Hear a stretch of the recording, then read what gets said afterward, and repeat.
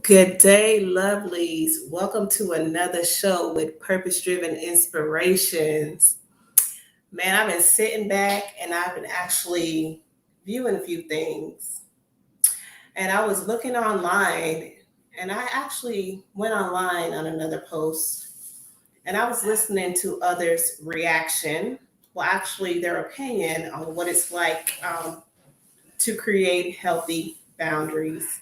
I want you guys to just tune in from now on YouTube because we're going to come on here more often on the purpose driven inspiration. So if you come on here, we'll put the link in the comment and you guys can share it with your friends and family. But I was actually looking online and I was looking at actually a few gentlemen give their opinion on what's a healthy boundary when it comes to their mom and their lady. And they made a comment about saying like if my mom needs anything, if my mom wanna when it comes to my mom, my lady will have to wait. And it was like my lady needs to have an understanding that mom comes first. So they made a scenario about talking about Mother's Day. And it was like when it comes to Mother's Day, my woman should know we gonna do something later, but mom come first. And as I was listening to that, I know they mean well with that. But one thing you guys have to realize is that you have to create that healthy boundaries. And in your eyes, that might be right. But what you have to realize is that I would have to disagree with that because you're in a bond with your woman. So if you're in a bond with your woman, if you're in a marriage with your woman, her needs come first.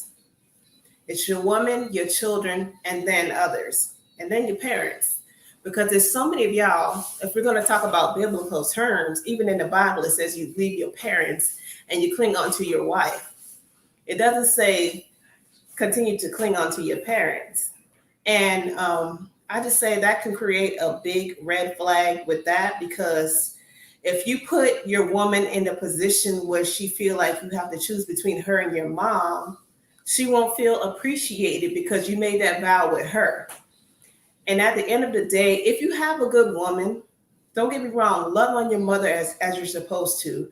Treat her right. But if you have a good woman, it's going to be automatic that she's going to want to do things for your mom regardless, especially if your mom is a great person. So that's not an issue. The issue is not whether or not she wants to do things for your mom. That's not a problem.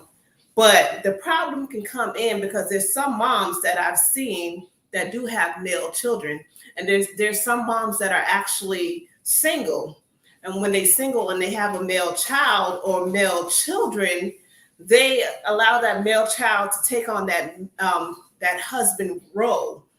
They have him in that category because they don't have nobody in their life. So when you allow your child to take on that role, what your husband's supposed to do, that's not fair. And in his mind, he's going to grow up and think that, okay, mommy comes first. And he will always be a mother's boy. Now, a man, he really wants to take care of his household. And I've talked to other people that talk about being an alpha male and things like that. But if you're going to be an alpha male and if you're going to lead your household, then you have to take care of the entire household by tending to your household first. Your wife should not have to tell you, or your wife should not wait on your permission on whether or not you're going to do things for her first or the family first, because mommy is not in that equation. Mommy already raised you. Your mother already raised you. So when you have to have her in her mind, she's thinking like, oh my gosh, this shouldn't have to be a competition.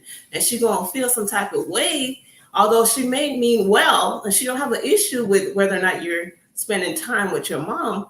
But the issue is when you put your mom on a higher pedestal than your wife, because your love for your mom and your love for your wife is two different things. A mother's love will never go away. That shouldn't go away. And your wife love, that's different. So all she's saying is your household comes first. It's your wife, your children, and then your parents. If that. And one thing about it, I can say with my mom, I've learned that from her.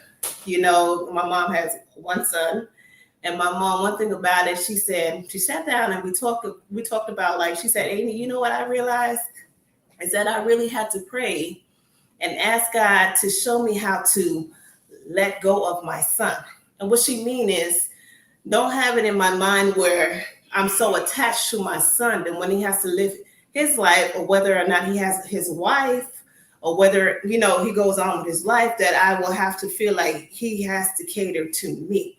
I love my son, but I raised my son for that woman. I raised my son so that he can be the leader of his household. And that's why I learned. I have one child, I have one son, and I'm learning because I've seen mothers that really have caused a drift between the husband and his wife, the man and his woman, because a wedge in between them, because she actually has it in his mind, well, he has to tend to her first. And that's not the correct order in my mind. So I'm listening to it, and I was like, there's no way that your wife, although she's a good woman and she probably means your mother well, you should not tell your wife or your girl that she will have to wait because mommy comes first. Mommy don't come first. Your wife do. And when the wife is pleased, then you'll have peace in your household. But you can't get upset with her if she's like, oh my goodness, like I feel underappreciated, because it's like he jumps to her every beck and need or whatnot, or I come last, so I feel really low because you married me, and we said our vows to one another. So if we said our vows to one another, where in the vow does it say him and her plus one? The husband, the wife, and the mama. It didn't say nothing like that. It's between the husband and the wife. And if you're going to talk about the Bible, then in the Bible, it says when you leave your parents, you cling onto your wife. That's your family now. So as long as your family needs is being taken care of, and especially if you have a good woman, because there is a lot of selfish women out there, but especially if you have a good woman, you should not make her seem like she's last, however she feel her opinion is last. Because at the end of the day, if you're going to be a leader of your household, then you cannot like jump to your mother's every beck and needs, because that's no longer your household, but it becomes your mother's household. Why? Because whatever she wants, whatever she needs, you're going to jump to it, and then your wife have to wait. And that's not fair. That's a third party marriage right there. So, and I was just listening to that, and you have to create that healthy boundaries. And I'm speaking to myself, a mother of a male child, because I'm raising him to be an individual. I'm raising him to one day, if he want to get married to his wife, I understand, to get this understanding, I love my son, and I will always, as long as God give me breath, be there for him, whatever he needs. But I have to realize I cannot put him on a category. If I'm a single mom, whatever it may be, I cannot put him on the same category or want him to fulfill the needs that my husband is supposed to do, because that's a crazy boundary. I already raised him. I'm already raising him into the man that he needs to be for someone else. And I think we as women need to know those boundaries.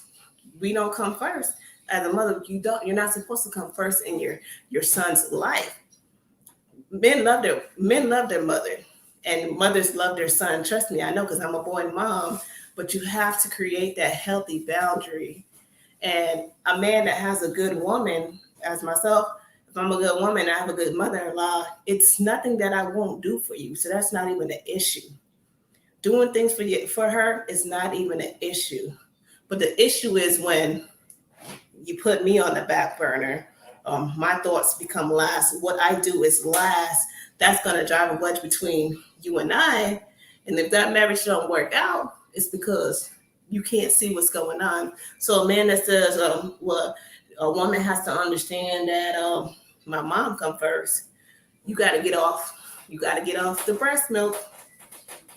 You got to stop being a mama's boy, because that's not right. And that's kind of immature. And you're not an alpha male. You're not the leader of your household, but you're kind of a puppet.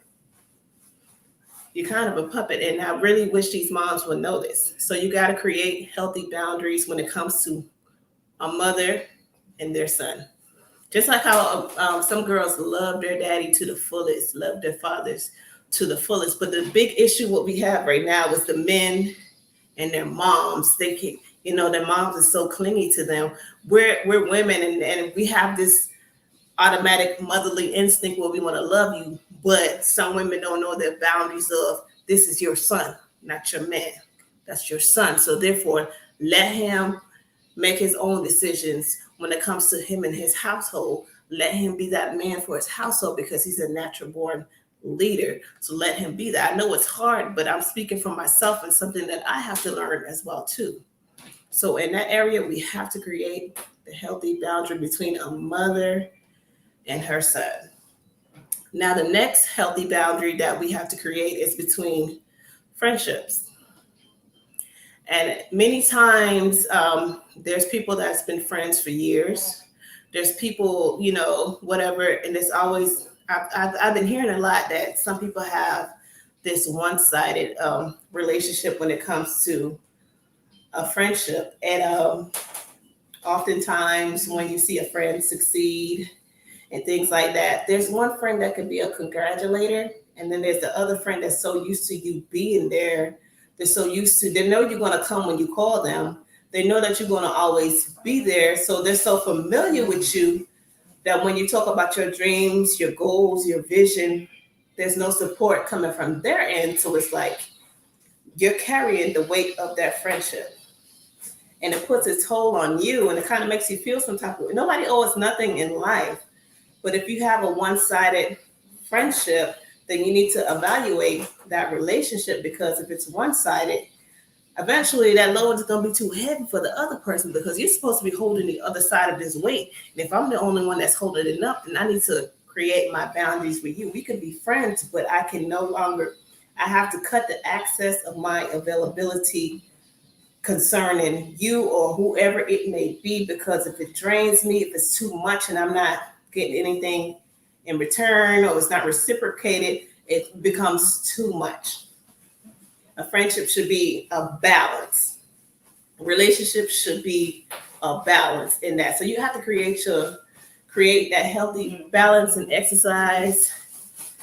No, you have to exercise the ability to say no at some time. Sometimes many people are so used to being there for other people. Sometimes many people are just like, man, I'm always there. I'm always there. You got your cape on, like I'm here. I'm gonna do whatever I can, and you become overly exhausted because you don't know how to say no, or you just your heart is into this. So I'm gonna be there, but mentally you're not taking care of yourself. And when you tell somebody no for the first time, it's like speaking a foreign language to them, because they're like, I have never heard him or her say no, and they feel some type of way because they're so used to you being there. So if you don't create that boundary and don't say no, you're going to be mentally insane. If you don't create that healthy boundary for you, you're going to be drained and you're going to be empty. So you have to exercise the ability to say no at times for your good. Balance between friendship. Yeah, your friendship relationship, you have to have that boundary. Create healthy boundaries. Now, the third one I want to talk about is creating a healthy boundary in relationship between men and women. Now, here's the thing about it. If you're in a relationship, relationships have different boundaries. I can't tell you how to do it, but you have to, be able to have your individuality as well. And you have to never let yourself go. You have to take care of your mind, have to take care of your spirit, man, and all that, because you have to be there. We have kids, you have your spouse, you have so much going on, but you cannot forget about you, a healthy you. Every day is another day and another chance for us to work on ourselves as well. So don't forget about you. Although you are one, don't forget about you, because you're still an individual at the end of the day. So create that boundary, that healthy boundary of taking care of you mentally, spiritually, and all that. So that's pretty much what I have to say. I just wanted to drop that short nugget of creating healthy boundaries, the 3-step course of creating a healthy boundary. And if you guys, I hope that this can help you. If you guys, I'm gonna do a part 2. So if you want to chime in, you can inbox me on Facebook on the purposedriveninspiration.com. Also on Facebook on Purpose Driven Amy. You can even leave it, like, share, and comment. leave your comments inside the comment section. Let me know, and I will have you on if you want to be a special guest. So that's pretty much what I have to say, and I enjoy you guys. I'm going to come forward more with more topics for you guys, and I just appreciate you. So tune in. I'm going to come live probably again one more time this week. So tune in to this section right here on YouTube, Purpose Driven Inspiration. And I enjoy you guys. I hope you have a wonderful Sunday evening. Be blessed.